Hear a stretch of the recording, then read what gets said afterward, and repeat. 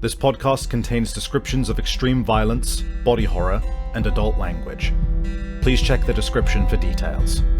Viewer discretion is advised.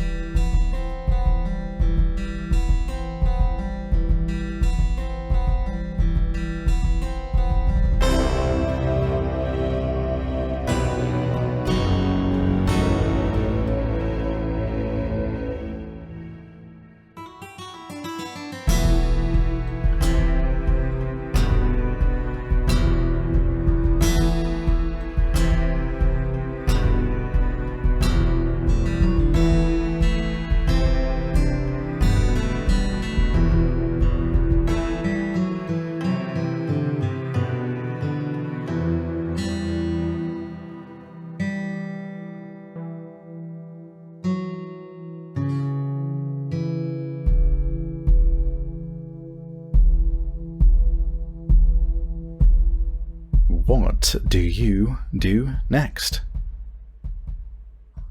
As disgusting as it might be, Vex is, even more than most in the city, used to and generally fine with sort of existing in her own filth. And despite not having cleaned up much at all, just pulls on her old gear again. You gear up. And you start to make your way back to your apartment, is that right? Yeah, Vex wants to go home and deal with Brimstone as quickly as she can. Get whatever he wants out of the way. On the way, she almost certainly uses whatever pocket change she still had, or whatever Stitch is willing to spot her, to get some more food. Even that's probably still not enough, but she at least gets to the point where there is food in her system, and she is operating like a person enough, and then would head back to her apartment. Yes. Yeah. So you start to make your way through the maze-like streets and, buildings connecting to buildings. That is the typical experience of Hope's Rise. And on your way, you stop by one of the hidden, but, this is the kind of city where everyone has their own personal map of where things are and how to get to them. And so even if you're buried somewhere, like a restaurant randomly below like somebody's house or below a fucking casino or something, people will find it and people will remember where it is. And you end up going to one of those, and you do note that the price of one or two of the dishes have actually gone up. Notably, they are dishes that include leafy greens. Like, not all of the leafy greens, but like big stuff like kale is like, or anything which has big leaves, that stuff has gone up in price a little bit. It's not like a massive amount, but it's enough that it's like, that's kind of odd. Normally, most stuff is fairly stable here. And you don't have to wonder about it too long before you put two and two together of just like, yeah, fuck, that probably because that's what the grow tower that they of Clay took over was growing. So that's probably in slighter shorter supply right now. And you make your way, and you feel sated. You have a pretty monstrous amount of food, and you still don't even feel all that full. But you know not to overdo it. And you are making your way back to your apartment when you kind of end up on this route which... Actually, you know what? Let me ask you a question. Is Vex the type to take the quickest route, or or a more convoluted, safer route? I think definitely, I think almost certainly the more convoluted but safer route. I feel like she at least tries to avoid becoming, taking the same roads every single time. She at least tries to vary things up here and there. She's not the best at it by any means, but yeah. So, yeah, you go on your convoluted route, and this time around you kind of think... You normally have like a cycle of these routes where you go, okay, I have like... You essentially jigsaw puzzle various parts of your journey from different parts of the city into like new novel things where, you have, let's say, the first leg of the journey, A through D, and then you have the second leg and the third leg, also A through D, and you just cycle like A, B, A, B, D, D, A, B, that kind of thing, right? Yeah, pretty much. And there's this route in particular, a couple of them take you onto rooftops, which are fairly interesting because there is a totally different culture when it comes to rooftop access abodes and businesses. They very much like capitalize on access to the sky. It's a rarity, and to have access to the sky is something that people really, well, naturally, one, very much enjoy, and two, some businesses will make you pay extra for. Being able to, sit around and have a meal while actually breathing, well, not fresh air, but, having the sun on your face, pretty premium. So, you end up on these rooftops, and it's a fairly cloudy day today. It's pretty grey, all things considered. And you watch this bright sapphire blue and black butterfly fly past you. She frowns, almost doing a double take as she stops suddenly, looking back towards it. It's at this point that you see the butterfly make its way over to the edge of another rooftop. And as your eyes follow it, you notice that it's going past a figure who is sat at that edge. They've got their legs kind of swinging off of it playfully, and she's talking to these two kids that are with her, who are stood behind her on the rooftop. And you see as the three of them kind of spot this butterfly as it drifts very near to them. The kids like marveling at the butterfly as it's passing by, and you see that the adult woman stands up from the edge, and it's in the you almost like miss it. It's so fast that you only barely keep track of it. It's blink of an eye, and she has darted her hand out to that butterfly and is now just gently clutching it in her hand. You recognize immediately that those are superhuman, like augmented reflexes and movement. You couldn't move that fast otherwise.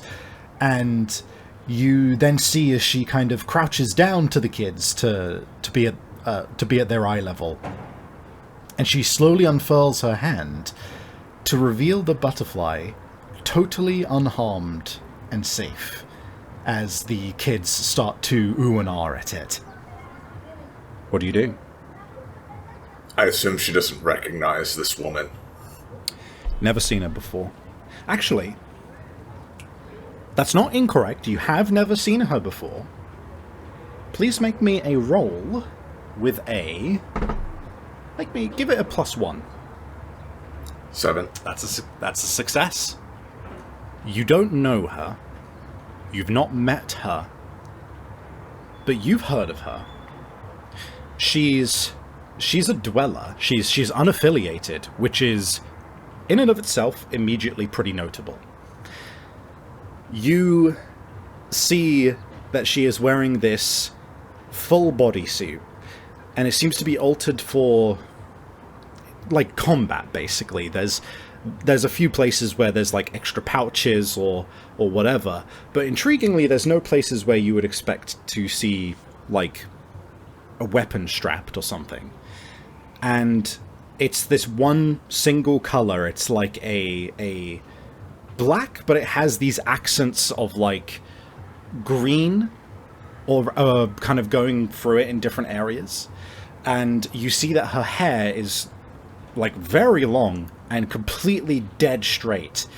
And it transitions from this like purple into the green. That's very similar to what's on her outfit as well. It seems that she's kind of like coordinated this. And you know this person because she is a dweller of particular note. She has been managing to hold her own for a while and has not been taken into any gangs. You don't know her name, but you've heard of her. People talk about this girl. She's striking enough that it's like hard not to make note of her whenever you see her. Does she do jobs around the city, kind of like a dredge would? It seems that's what she's trying to kind of do. There's a few people who say that she kind of rejects jobs. There's other people who say that she is trying to become a dredge. There's a lot of conflicting accounts. It seems that people can't really pin her, which to you sounds a lot like somebody who's gonna become a dredge one day. Gotcha. Well, Vex doesn't go over to her necessarily. Her instinct is always to keep out of other people's business. But since she isn't like the most far away from the woman, and she did kind of watch this happen, she figures she's almost certainly seen Vex at this point. So she doesn't immediately run off either to like look like she was spying on her or something. Instead, she stands there for a few moments, you know, of just acknowledgement, looking towards her and the butterfly, and unless she prompts something, she would then continue walking. I think you have a moment where you make eye contact, but like by accident. You are like taking in what she looks like, and there's that moment where you look up to her face, and you realize that she's looking at you. And there's that moment of eye contact of just like, we've acknowledged each other. You could still go if you want, but there is this kind of like, this notable moment of like, we see each other. What are the kids doing? They are still kind of just fawning over this butterfly, this rarity that they don't ever get to see normally. And, you know, she doesn't hold eye contact with you. She does break away and start talking to the kids again. You kind of can hear that there's this very genuine sounding voice. It has like this tinge of joy that you can hear in the tone of it, but she seems to be like a fairly kind person, if anything. Vex stands there conflicted for another moment before her curiosity gets the better of her a bit, and she takes a few steps closer. Again, not too close. Very much with the posture of arms folded, not hostile, but not necessarily vulnerable either, and is still looking towards the butterfly for the most part. When there's a gap in their conversation, or if they look up towards her, she would just say, interesting thing you've caught there. She stops and she looks at you, and the kids kind of like stop, and they suddenly become very shy in the way that children do when they have suddenly encountered a stranger or been interrupted, and they kind of look very bashful, and she looks to you and kind of goes, yeah, it's a rarity. I couldn't not catch it. Hey, why don't you two go off and play together somewhere? And they go, okay. And they just kind of run off, and, you know, a few seconds as they've run across the rooftops, you hear them start to giggle and talk and such again. As you see this woman kind of clutch her hand around the butterfly again, and goes up to you and goes, Want to see it too? She takes a couple of steps closer, still a couple paces away, but would peer a bit closer. She unfurls her hand, and yeah, it's frankly gorgeous. There's this iridescence behind the blueness in the wings, which changes and shifts between almost a viridian from now and then, but still remains distinctly blue, like almost unreal levels of blue. It's something that only a living creature can really achieve in that way. It's not something that you can print. She kind of goes, I've been seeing more of them around here. Really? Yeah. I've never seen something like it before, outside of some printed ad. She smiles, and there's this warmth in it that is unfamiliar to you. Like, people in this city don't ever have this, like, feeling of genuineness behind them. It's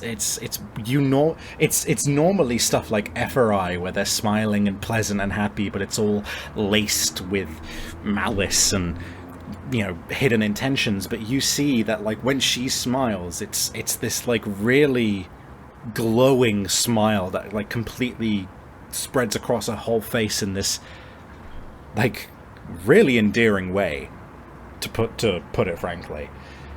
And she goes, yeah, no, it's... I felt privileged to see it when I first caught one of these things. But... it's a shame. And you watch as she suddenly and very swiftly crushes it in her hand. These things are pests. I imagine they get into local plant storage and all that. Well, yeah, pretty much. I get a feeling it's something to do with... Well, she kind of leans in as if it's like a sordid little secret or something that shouldn't be talked about, and goes, I heard it's because of the recent stuff with They of Clay, the Grow Tower. They of Clay keep pets as a hobby? That's the thing. I don't think they normally do, but, like, I don't know. It was only when that thing showed up that they started popping up around here. When what thing showed up?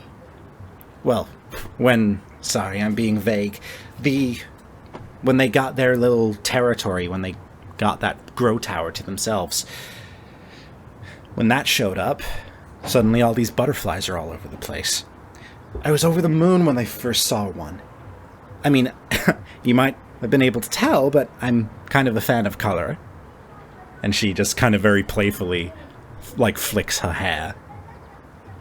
With a very neutral expression, Vex is just like, yeah.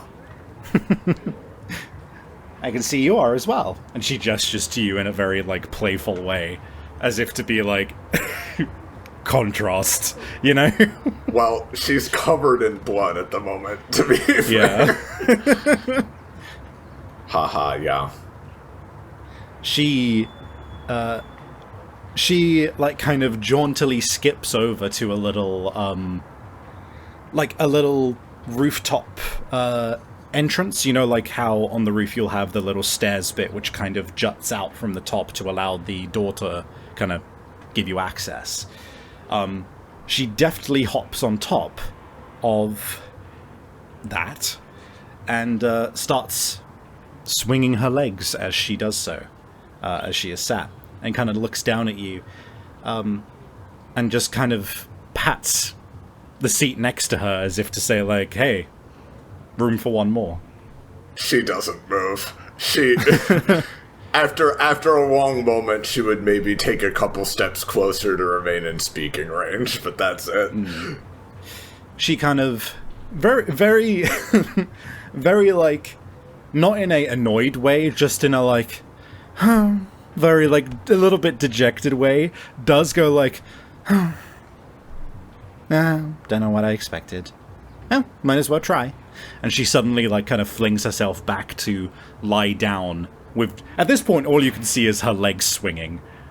She's high up enough.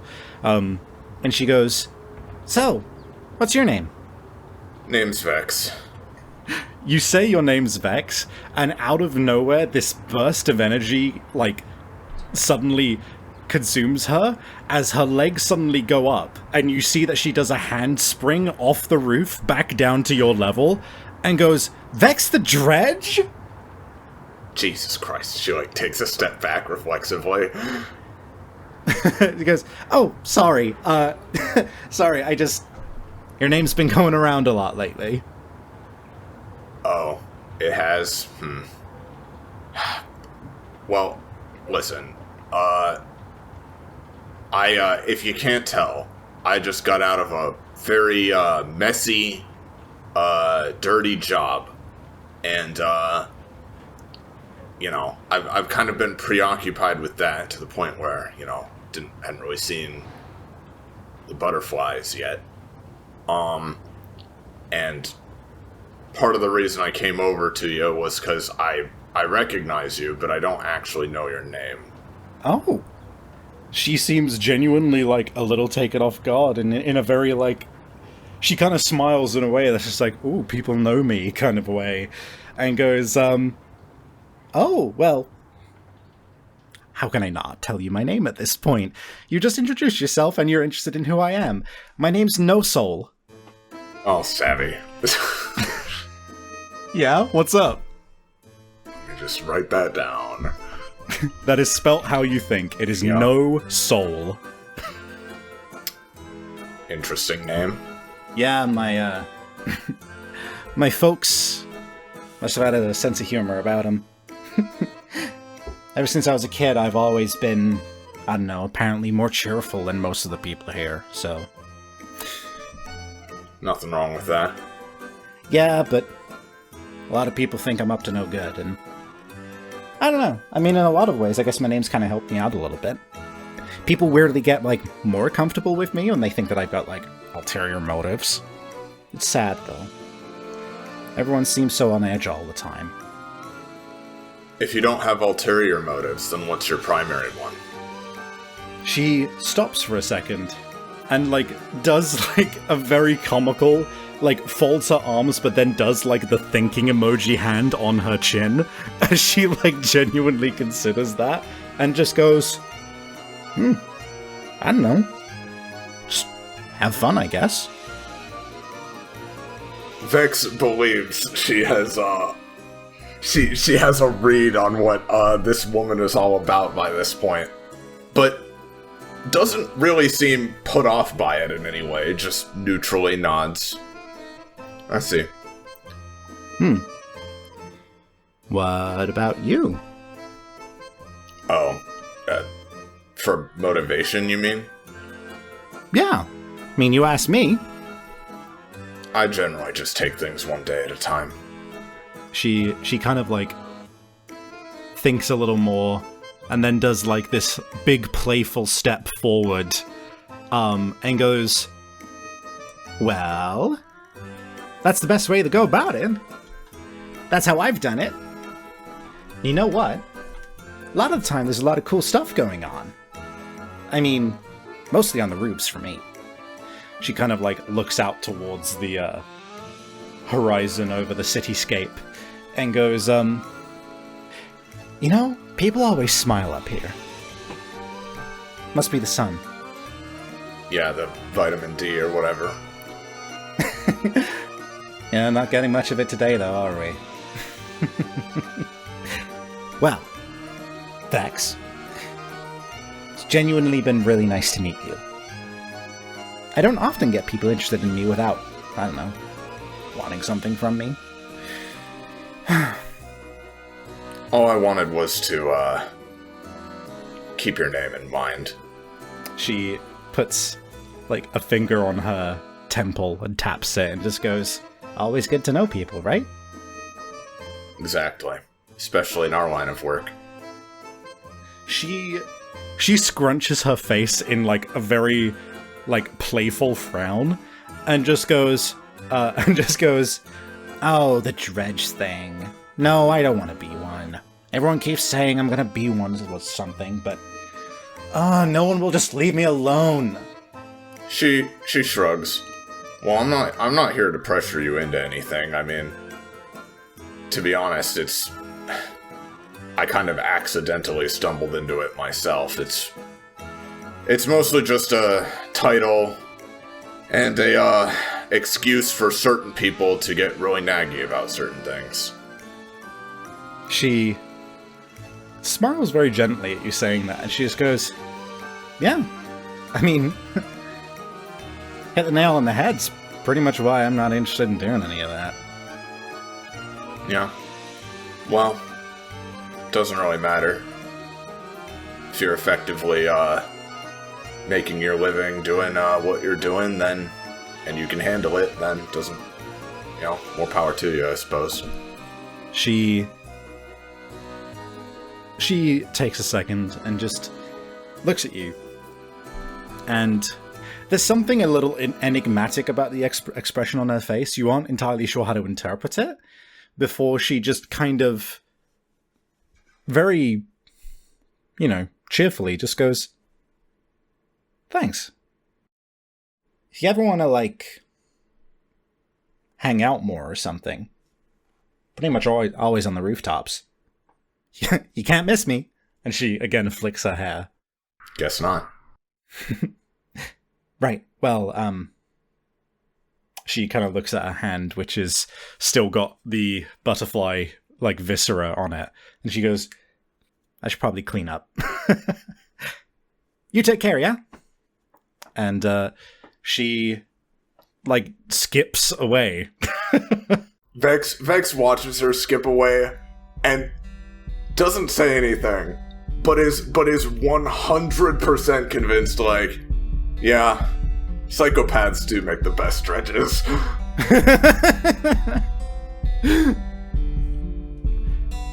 Hey gang, welcome to your regularly scheduled break.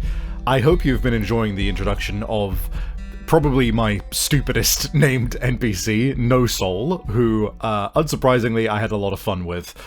I am such a fan of stupid names like that. But yeah, no, I hope you've been enjoying, and if you are listening on YouTube right now, I will just take a second to direct your eyes to the screen for the fan art carousel, as I am now going to be making standard on YouTube uploads. Thank you so much to all of the people who have been submitting fan art. I will be putting up anything that comes in newly on this carousel in future ad breaks as well. So if you want to get a little extra appreciation beyond me just freaking out and being extremely happy that you have indeed created fan art for my little show here, then that would be the main way that I am doing so. And speaking of enjoying the show, if you have been enjoying Heart of Hope and you want to support me in its creation and get a little something in return, then you can join my Patreon over at patreon.com/eternal_savvy.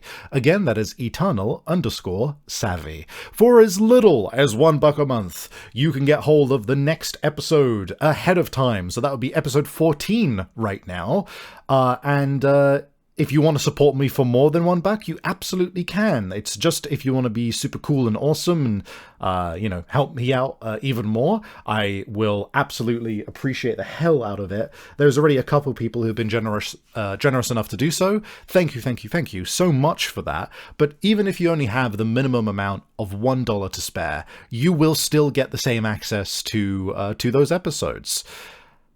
If you want to send in some cool fan art or just generally discuss the show online, then you should do so over on my Blue Sky, or over on Blue Sky in general, with the hashtag Heart of Hope, and feel free to @ me with the same @ of eternal_savvy.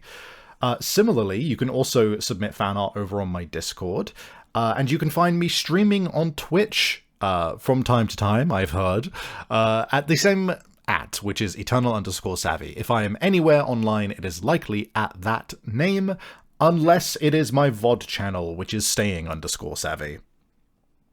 I believe that we don't have any attributions for prompts this time around, so instead I will just leave you with the thank you for listening and for creating awesome fan art for this show, and I hope you enjoy the rest of the episode. Thank you very much. Bye-bye! You head back to your apartment, and there is, I'm not going to make you roll for this. You get to your door, and you have that gloss paint on the door, which has, on a number of occasions, very much like when we first saw Brimstone in the game, you noticed that the door was ajar for that reason. And for the same reason, the gloss on the door communicates a new thing to you, which is not that the door is open, but that somebody has been fucking hammering at this door incessantly. Because there is, like, a point on the door which is just, like, devoid of its gloss. It's just become matte from the amount of times that it's been knocked on, which is not normally the case for it. And it has been knocked on with pretty astounding force. You see that there is actually a little crack in the door frame that has developed as a result of this. Absolutely Brimstone, considering how high up it is as well. This is like, this is a fucking 7 or 8 foot tall guy level of, like, where the hand is, basically. And you kind of sigh, but, you know, you are at least glad that the door has not been literally kicked down, so. Vex does sigh, and she hangs her head a bit, and just preemptively puts her hand on the hilt of her gun as she walks up to the door, unlocks and opens it. Or would actually, she'd test to even see if it's locked. It is locked. You always lock it when you leave, and it is still locked as normal. She unlocks it. Opens the door. Make me a D10 roll. Yep. Alright. You unlock the door, and you try to do it in one fluid motion, where you turn the key, grab the handle, turn and push at the same time, and pull your gun out. And point it directly into the room, and quickly do a scan to look for what you expect to be Brimstone doing a quick draw with you. And he's not here. She closes the door behind her, somewhat relieved, locks it again. She'd probably spend a few minutes just taking stock of everything, you know, making sure everything's still in its place and all of that. No, you take a look around the apartment, and seems everything's in place. Could you please make me a roll, and tell me if there is anything that you think you should add to this roll to do with hearing? I don't think so. No. Cool. In which case, just add +1 for it being your apartment. Oh, okay, so that's actually going to be a 6, which will be enough, then. That is a success. So, yeah, you are kind of moseying around, trying to get stuff in order. You've put a few things down. Before you hear the sound of, the clattering of a fire escape outside of your window by the balcony. She leans, away from... Presumably, I think she was probably looking through all the emails she's probably gotten on her computer and everything else. She leans back away from her desk, looking out the window. I think you were still waiting for the computer to boot up during its 5 to 10 minute boot up process. Lightning fast. Yeah, absolutely lightning fast. And so you're just looking? You're not, like, pulling your gun or anything? No, she's just looking to see what that was. Right. You watch as, coming into view from above, as in descending from the higher floors, you watch a long, whip-like cybernetic tail sweep across the balcony window, and then all at once, landing in a hunched position on your balcony, looking at you through the glass sliding doors with these predatory eyes, is Epherai. There's a long moment where she just stares at him. He keeps looking at you, like doing...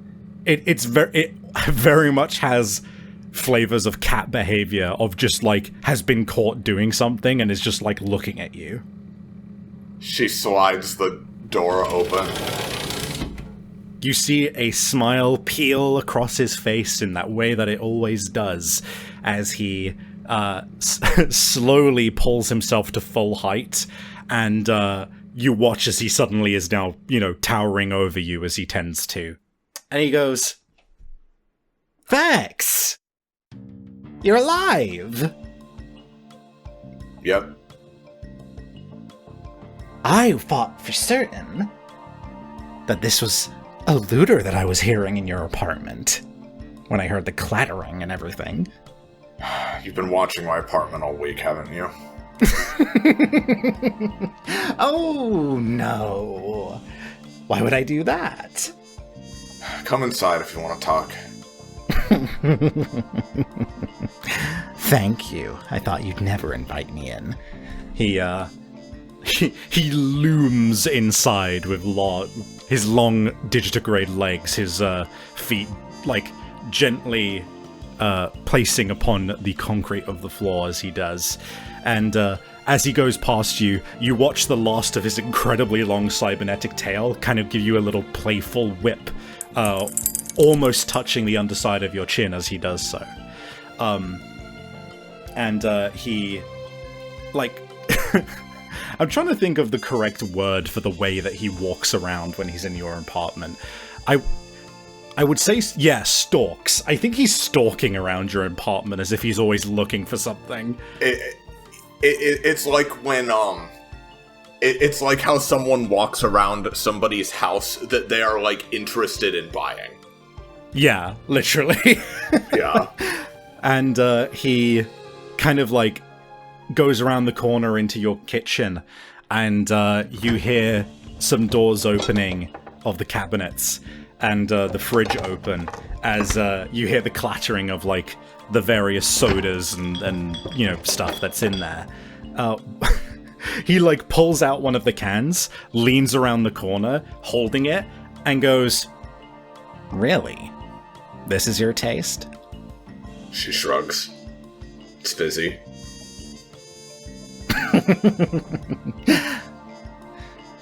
He all of a sudden throws it at you. Make me a reaction. Oh. If you think you have anything that would add to this from your kit, because you do have a number of things that give you extra action points. Yeah, I feel like, I feel like this is a success and she has some boosts. But it is clumsier than usual. Like, there was a genuine bit of panic, like, and a fumble to it that wouldn't normally be there because she has been out of it. You just raise your hand, you grab it, it's, probably thoroughly fucking shaken at this point, so you just give it a second. Though, as you do so, the nature of your implants in your arms makes it so that you pretty much always operate with pretty much nothing on your forearms, if I'm not mistaken. Other than, like, she has, like, some light, like, cheap fabric around her arms, usually, that, like, she, basically, when the blades come out, it gets torn, she reties it, then when it gets torn enough, she'll get new ones, but it's pretty cheap, yeah. Yeah, I imagine, one way or another, it's fairly visible, your arms, most of the time. And, especially now, yeah. Yeah, especially now, more than ever. And, Epherai, you watch as his eyes suddenly do, like, those micro movements as they're, like, perceiving, like, things on different parts of, like, different parts of something. you watch him just suddenly, like, do... It's not like a slow look up and down your body, like he's taking you in or something. It's, like, literally analysis mode, like, you know, checking data kind of thing. And this isn't male gaze, it's cat gaze. Yeah, it's cat gaze. Yeah. And he dives back around the corner, grabs himself a drink, and stalks back into the room before he handily throws himself out onto your couch, taking up the entirety of it, and stretches out, and you hear this, like, from him as he does so. Yeah, I'll bet. And he, with one of his long, very sharp-looking claws, opens the can and starts drinking it. As he goes, decided you were sick of the blades? Points to your arms. What? You look at your forearms, and you kind of give them a once-over, and you suddenly realize the ever-present scar that you normally have from where your blades pop out of your arms, which it basically was allowing it to come out of your arm with fairly little viscera by virtue of essentially just being like a very slightly closed wound, right? It's absent. It's gone. There is no evidence that you have ever popped those blades out of your arms at any point. It's as if they were just completely... It's as if you're completely unmodified. Huh. But they're still in there, right? You don't, like, pop out your blades by any means, but you have muscles inside of your arms that you can, like, flex in the same way that you would, like...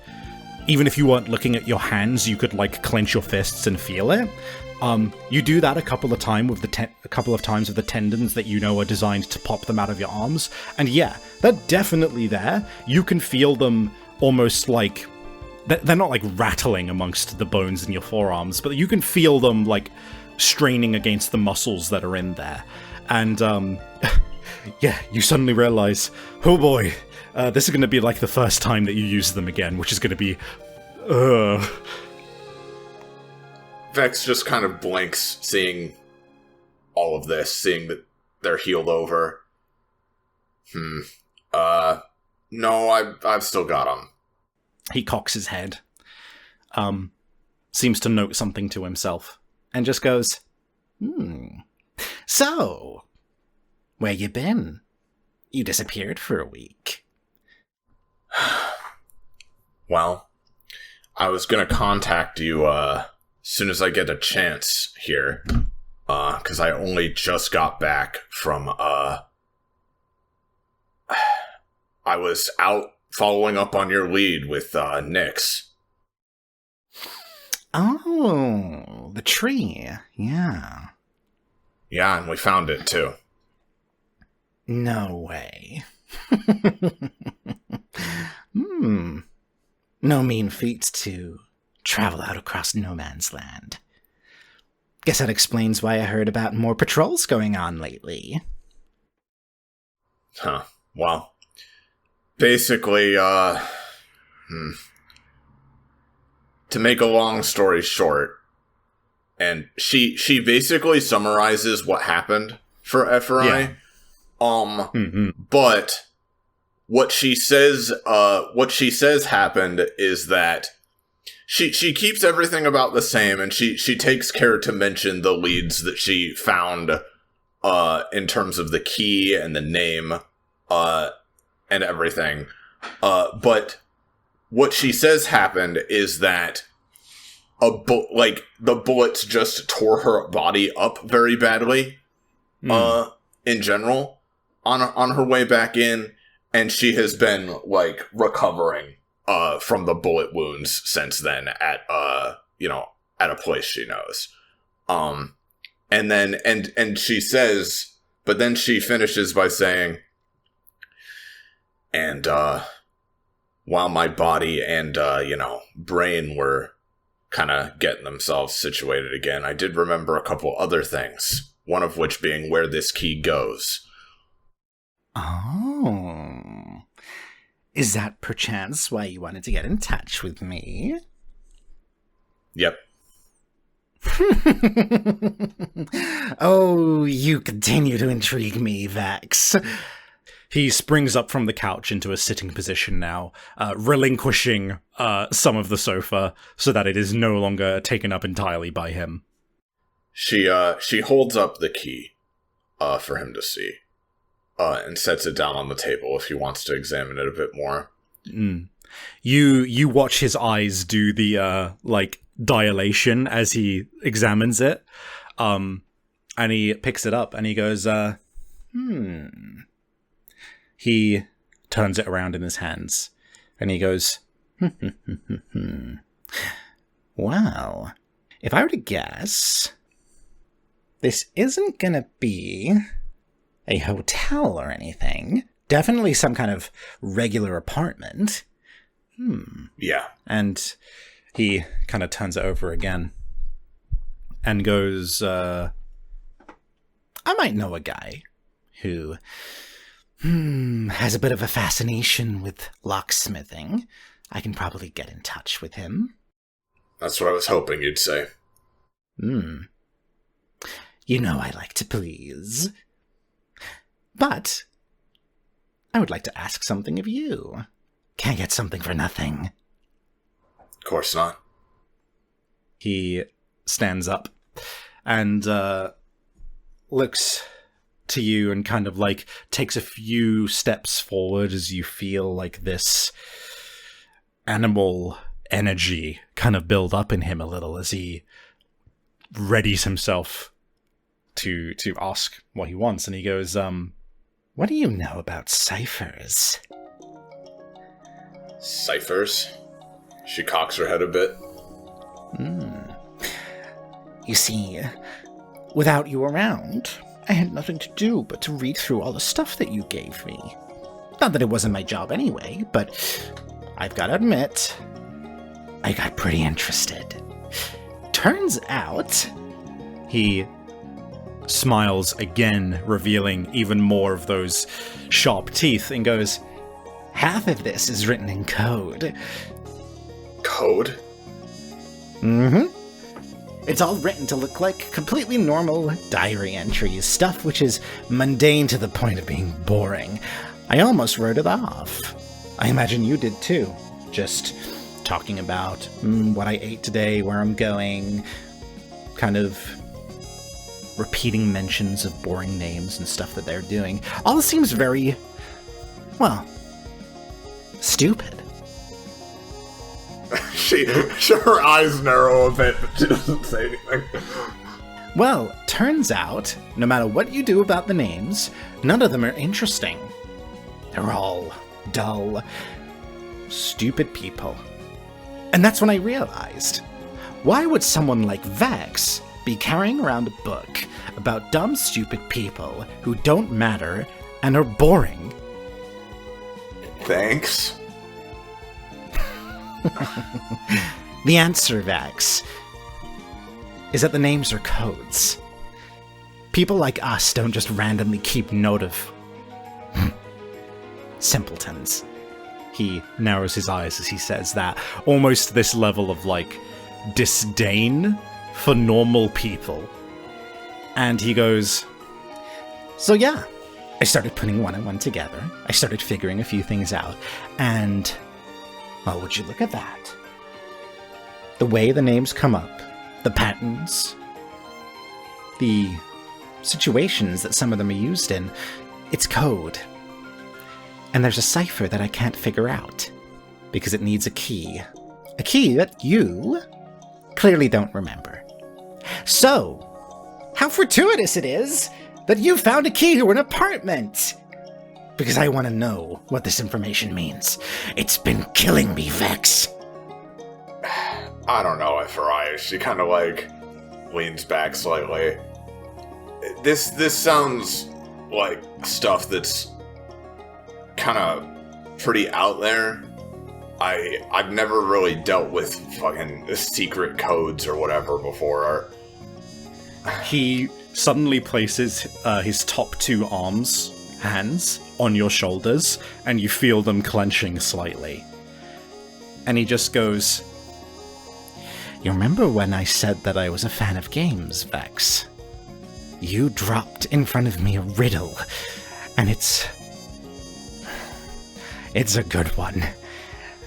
It's a doozy, you might say. I can't let this go unanswered. And you feel him grip a little tighter on your shoulders. And he goes, for better or for worse, we're in this together now, Vex. Alright. I get that, and I appreciate that. So, couple of quick questions. She, takes her hands, puts them on his wrists, and removes them if he allows her to. And, he does. He's not trying to hurt you. And she says, number one, just to make sure, because it's at least one of the possibilities at play here, I would just run a quick double check up there that you haven't finally, completely lost your mind. Like you haven't, you haven't fully and totally snapped. Just to double check on that, right? He breathes in. There's a sense of exasperation to it, but also a sense of, okay, get your shit together, FRI. And he just goes, you good? You normal? I'm normal. I appreciate you centering me, but I'm sure you can understand why I can't let this stone go unturned. Well, lucky for you, I'm just as invested in figuring this shit out. Next thing I'm gonna ask, if there was a key or a password or whatever to this thing, what would it look like so I know what to look out for? He takes a second and thinks, and he goes, I was thinking about that.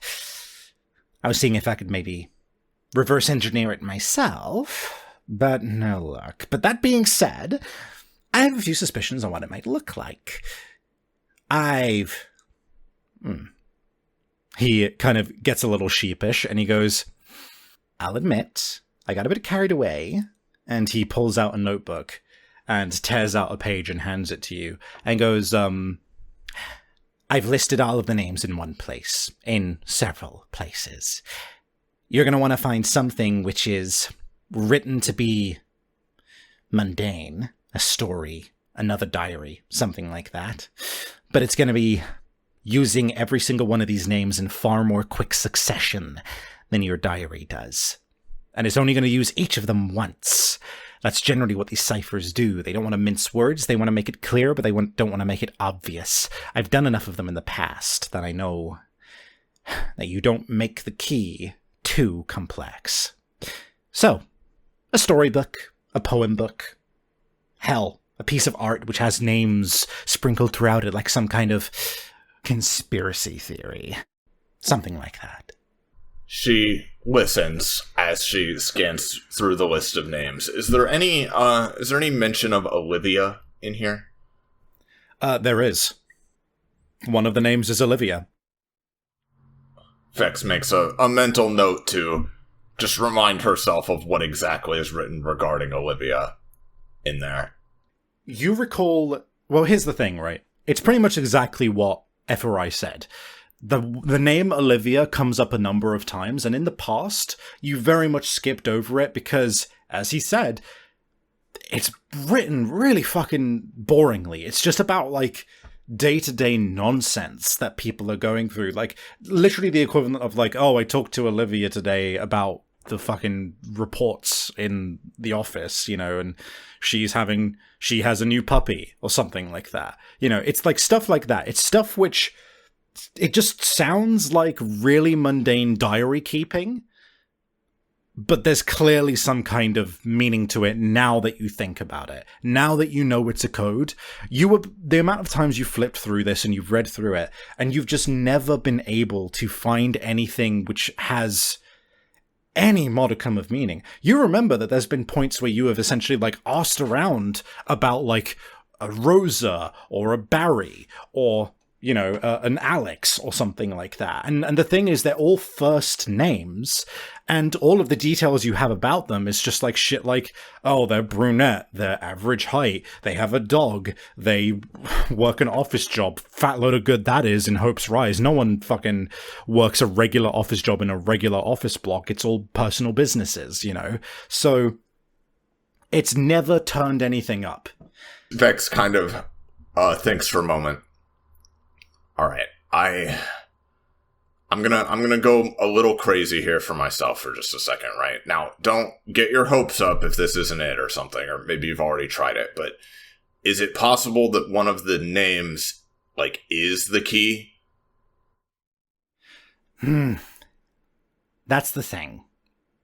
I'm giving you a little bit of credit here, because I'm not assuming that you would have been stupid enough to include the cipher inside of the text that you're trying to decode. If you're smart... Don't assume that. She fucking... he kind of narrows his eyes and does like a little like cat mouth at you. And he just goes, not often I find people who are willing to say that they're worse than they are, especially a dredge. Listen. I don't know what my past self is like. Well, then it won't hurt you to know that I did try to assume that you were a stupid idiot. Good. No, I can't find a name in there that acts as any kind of key. The way that they're all stated, all of them are multiple times, and none of them seem to indicate any level of, like... There's no one who shows up who is suspiciously an amalgamation of all of them. There's nothing like that. It's got to be somewhere else. And you think back to the memories that you've just recovered, and, man, you just get this feeling that, like, this was information that was important enough and secretive enough that, yeah, he's right. You wouldn't have been stupid about this. Maybe the past you was better at puzzles, but maybe the past you was given the cipher or something. One way or another, the, like, clinical hallways, the fact that Garrett was, like, wearing this military-looking armor, it does feel a little conspiratorial. And it does feel like this wouldn't be so easy to figure out. It doesn't feel like a home project. It feels like a real deal thing.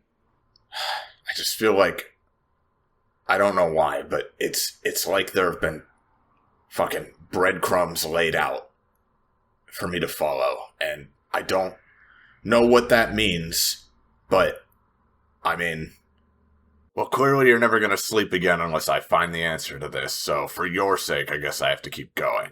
She kind of, like, puts her notebook back down.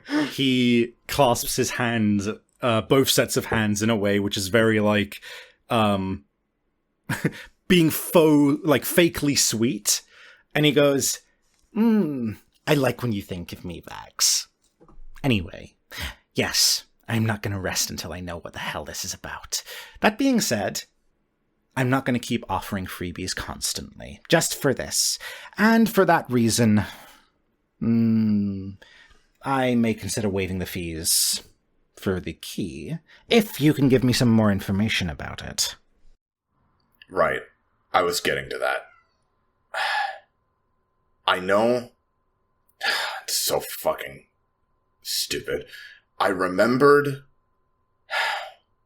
the door the key goes in, what the hallway looked like, where the phone was, by the way, in the same hallway. And all of that. I just don't know where that apartment is, but I know that it has that landline attached to it, and I know that at some point or another I lived there, I guess. So, I did give you some more information, if you remember. Was it about the specific doors and stuff? Yes, the doors that you passed by. I don't think... I do remember that. I don't think she would bring that up yet, but right. Continue. In which case, he, I think, just takes a second to note down all of the details that you do give him, i.e., the phone, the hallway, the fact that it was 47 and that you turned left when you got off on the 4th floor. All of that kind of nonsense. Yeah, I feel like, yeah, she would also, I don't think she'd be super specific, but I think she'd at least mention, like, it looked really run down. Like, it looked like, you know, it looked like people had lived and then died here. It didn't look like, you know, it didn't look like something you'd find in the neutral zone, you know? Yeah. And he kind of takes a second, and he goes, right. So, really old, really old. I mean, it had a phone in it, so... He kind of takes a second and he thinks. And he goes, the numbers on the door. Do you remember what metal they were made of? Yeah, like a bronze or brass. His ears suddenly perk up, like, straight upwards, in a, like, oh shit kind of way. And he goes, that may be more useful than you think. The oldest buildings in this city, namely, the ones that most things get built on top of, well, brass was something that was in pretty high supply back then. It's not that we don't have it now, but, you know how things go. Brass is kind of one of those metals where it's fancier more than it is practical, and a lot of the places these days, well, they either print the numbers, or it's just regular chrome. Chromed plastic, something like that. You can always tell if someone is in a particularly old place if they're using brass fittings. That does narrow things down. But I'm gonna have to talk to somebody about it. Right. She taps her foot a few times. I'll take your word for it then. I'll let you know if I suddenly conveniently remember anything else that might be any more useful. He nods his head emphatically and finishes writing stuff down. Puts it away in his a pack that he has on his belt. And he kind of looks at you, leers around at the room, and he goes, oh, I'm sure you're probably aware of this already. Brimstone's pissed at you. Yeah, I was just about to contact him before you showed up. Oh, I don't envy you. He's a real cunt. He's Brimstone. One more question before you go. Sure thing. You heard of a girl named NoSoul? His ears flick at that name. And he goes, yeah, I do know about her. And he looks at you a little expectantly and goes, well, for a small price I can give you an update on a few things that have happened. Well, don't have much right now. How do you think it would work, Sav, to have, like, zero favor in this situation? Like, what do you think I could give him? Like, could I give him something that isn't favor, or, like, agree to owe him one, or what? So, the thing you can do is to basically give him an IOU, which, I will emphasize, in a city like this, and especially with someone with, like, FRI, is very prone to being abused. Yeah. Alternatively, you can try and basically take a resource that you have which is not liquid and give it to him. You do have a couple of things, it's just that they're all kind of, like, important, like the hand computer that you got from Garrett, your computer that you have at home. I'm trying to think of anything else, really. Like, that's the main things I can think of. But yeah. I think she would just say, I don't have anything right now. I've been a bit busy. You don't have to tell me, anything too specific or crazy, but I just wanted to mention that I ran into her on the way here, right? She seemed real eager to be friends and all that. I just wanted to, ask if you had a general read on her, But, I mean, again, I don't have anything to give you right now. Well, as friends, partners in crime, I'll give you a little bit. Just because I don't want to be a spoil sport. Wouldn't want that. You know, I'm all about sport. He says in the, he says. But, She looks at him with just a gaze of, like, normal. Remember, we're normal. Yeah. Dude, he is so fucking normal right now. Exactly. But, he kind of goes, So, NoSoul has been making the rounds lately.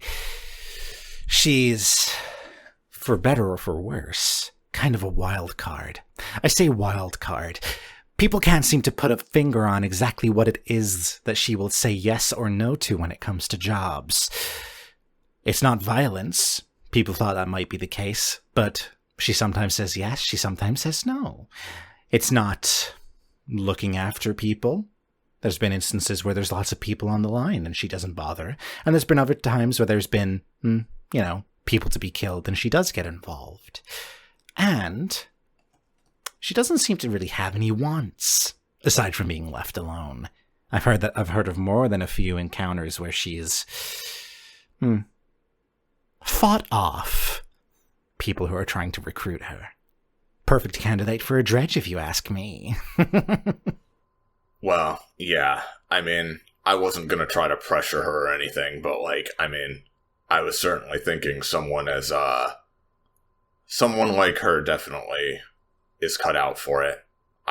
There are times where I wish I was less sane. Not that I'm particularly sane. You have to be a little bit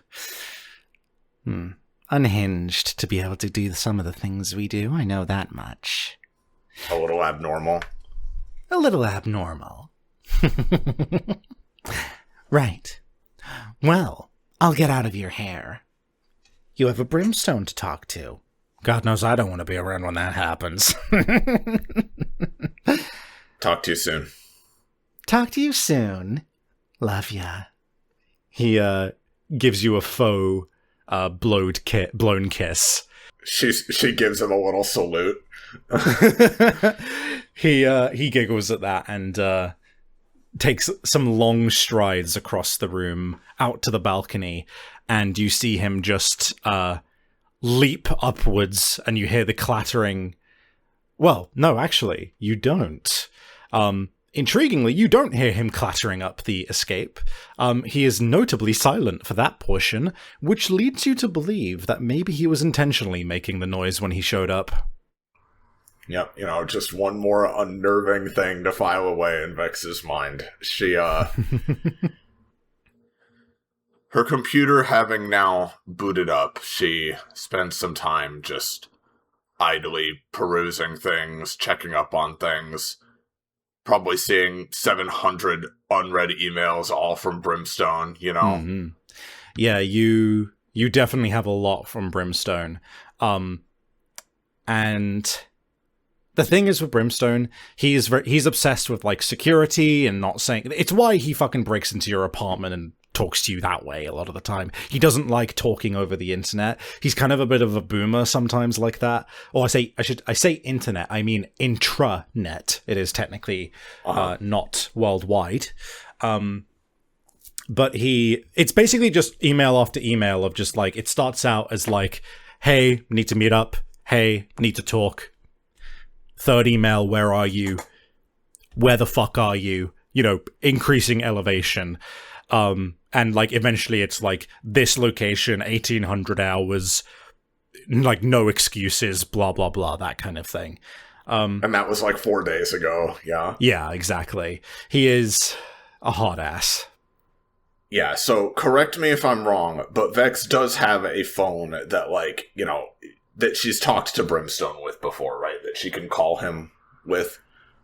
You do have a city-connected phone. Yes. A city-connected phone that she can use, yeah. Yeah, he doesn't he doesn't always pick up just because of the nature of the fact that, like, you know, home phones are home phones, and so he has to be in order to be able to receive the call, but you can give it a try. I mean, yeah, she's at least gonna give it a try. I'm gonna make a fate roll here. Oh, God, Brimstone. Please. I got a 10. So he's literally waiting by the phone, like, just... It's not even half a ringtone, and it picks up, and he just goes, Brimstone. Hey. Where have you been? There's a good explanation, I promise. It better be a good explanation. Considering that we lost some of our most valuable technology to your incompetence.